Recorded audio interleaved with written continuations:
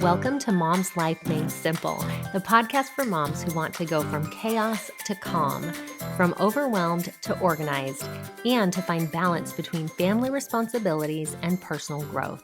I'm your host, Chanel Nielsen. Let's make mom life simple. When I started Chanel's program, I had a lot of goals. I had a lot of things I wanted to accomplish, but I wasn't sure how to get there. And so Chanel was like the ultimate cheerleader. And oh my gosh, I'm like getting emotional thinking about it. But I really needed a cheerleader. So I think this program gives you not only Chanel as your coaching cheerleader, but like this network of other moms that are kind of feeling the same types of things that you can bounce ideas off of and just be like, oh, wait, someone else feels the same way I do. So big takeaways are just to celebrate the wins and to have a clear vision of where you want to be and how to get there. And that, if you put the most important things first in your life, especially being a mom in your family, then everything else will fall into place. Hello, welcome to Mom's Life Made Simple. I'm your host, Chanel Nielsen. Today, we're going to talk about how to be a good mom and actually feel like a good mom. Because I think so many of us are out there doing all the things, really trying, giving our efforts to motherhood, but not feeling like we're succeeding, not feeling like good moms. And I was thinking, I'm recording this in August, but I was thinking about Mother's Day. And I was thinking about how hard of a day that is for so many women and how painful. And of course, there are obvious reasons that it's painful for some people, right? Infertility struggles or women who have never been able to have a family. But I think even for women who have kids, who are doing the daily mom grind, motherhood can be a painful day because they are confronted on Mother's Day. We are confronted with all our own expectations and what we thought we'd be as moms and what we thought motherhood would look like. And so often we come up short and we just feel like we aren't doing enough, like we aren't the kind of mom that we want to be. This reminds me of a concept called The Gap and the Gain, which is a book written by Dan Sullivan and Benjamin Hardy, talking about this idea of measuring ourselves against the ideal. So let's talk about for a minute the ideal mom.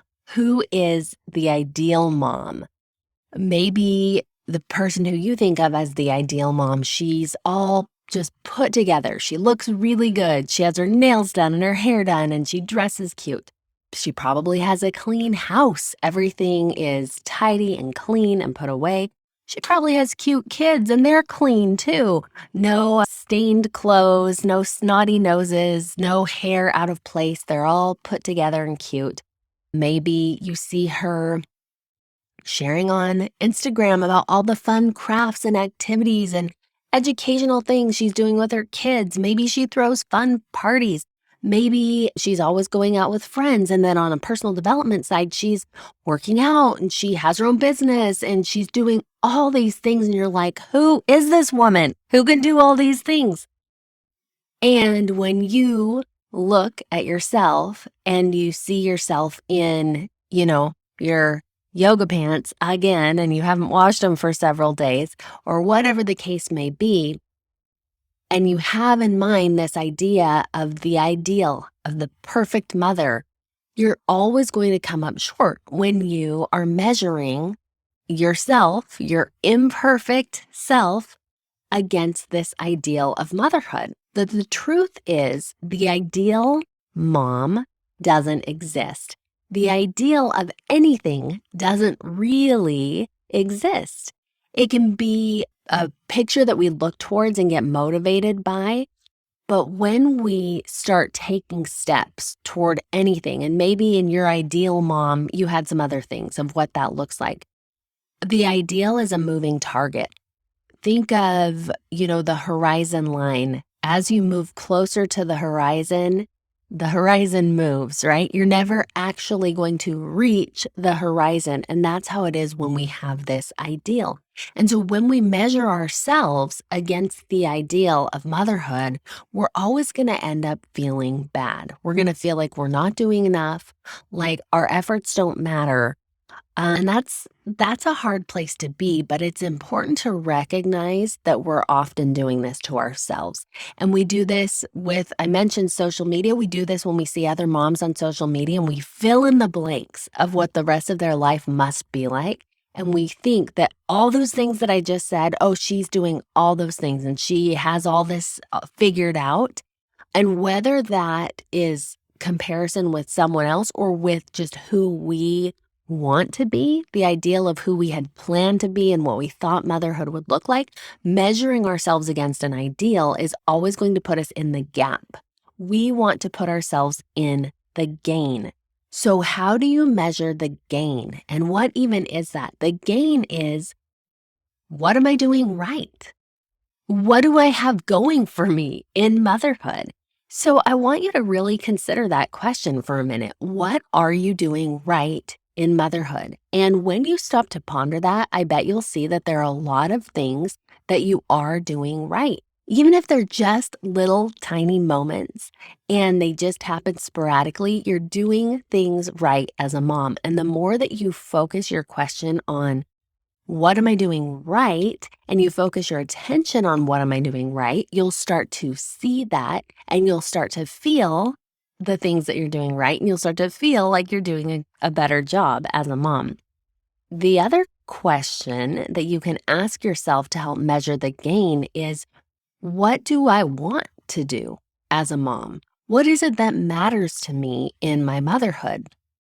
When you are thinking of this ideal mom, maybe there are things in what you think is ideal that actually don't matter to you. A quick example for me, I mentioned like the ideal mom throws these amazing parties. That is not something that I personally want in my motherhood. I want my kids to have good memories of parties. But as far as being a party planner and having a certain aesthetic and whatever for parties, that's not something that I have attached to how I feel as a mom. Meaning, if I don't throw good parties, I can still be a good mom.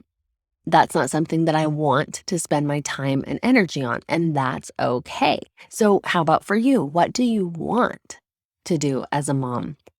Another way to think about this is often when we're thinking about, am I doing a good mom? We think about the things that we're lacking and the things that we're not doing.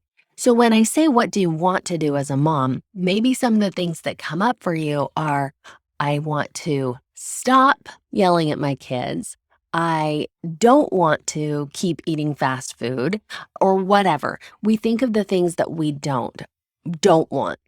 And it's much more helpful to think of the things that we do want because it gives us something to focus on doing. Let me explain what this looks like. So let's say you are a mom who yells sometimes and you really don't like that about yourself, and that's what makes you feel like you're not really a good mom because you spend a lot of time yelling at your kids. If you say, I would be a good mom if I didn't yell at my kids, the minute that you yell at your kids, you suddenly feel like you have failed.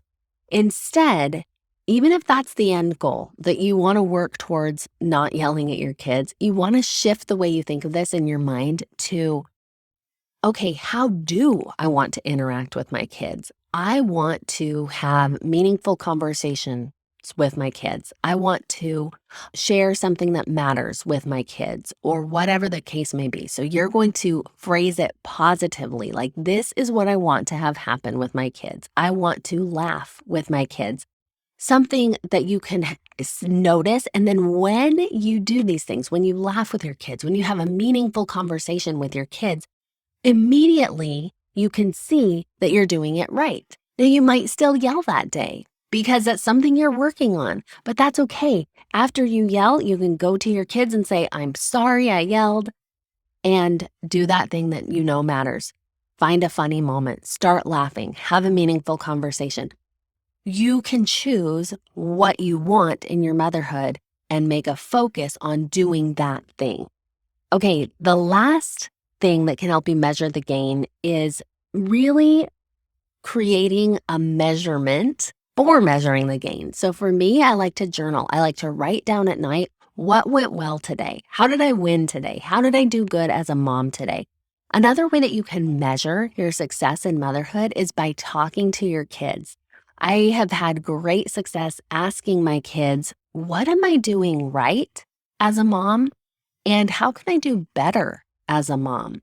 Their answers have often surprised me because they don't always care so much about the things that I care about. And maybe their idea of an ideal mom is a little bit different than my idea of an ideal mom. But the more that I open that conversation, the more I can see what I'm doing well, and the more I can see how they perceive that I could do even better. And that's a really powerful conversation to be having.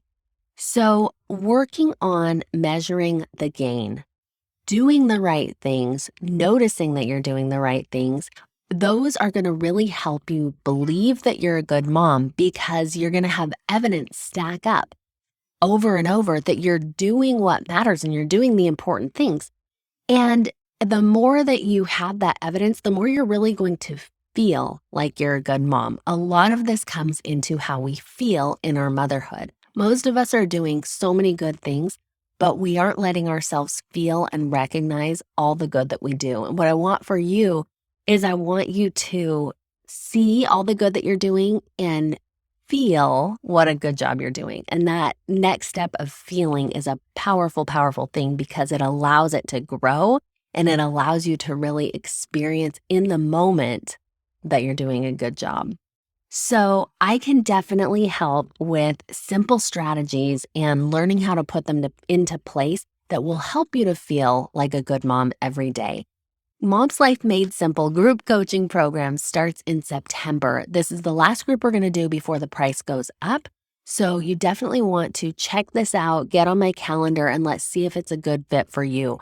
In Mom's Life Made Simple, we really work on strategies that can help you to create habits that help you get the things done that you want to, feel the way that you want to feel, and find balance between your family and your personal goals. So I hope that you will reach out and join me if that's feeling like a good fit for you. The best way to do that is by going to chanelnielsen.com/coaching. Thanks for being here today, and we'll see you next week. Bye. Thanks for listening to Mom's Life Made Simple. Need some help making your mom life simple? I offer group coaching programs using my 4-step method called the Mom's Method. This is a process of manifestation, organization, mobilization, and simplification that will give you the balance, progress, and joy you're looking for. Visit chanelnielsen.com or find me on Instagram or Facebook at Chanel Nielsen Coaching. I love to hear from you. Reach out with your questions, your feedback, and let me know how I can help make your mom life simple.